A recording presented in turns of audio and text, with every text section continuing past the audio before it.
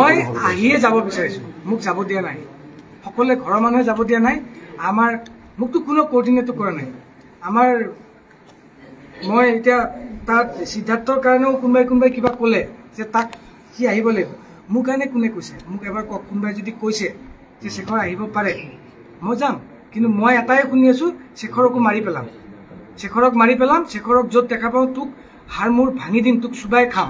মোক এনেকে personal message দিছে, যাৰ কাৰণে মোৰ মোবাইলটো অফ হৈ গৈছে, এতিয়া অফ কৰি থৈছো। মই কোনটো সাহসত মোৰ ঘৰৰ মোৰ মিছেছ আৰু মোৰ 4 বছৰীয়া পোৱালিটোৱে মোক যাব দিব?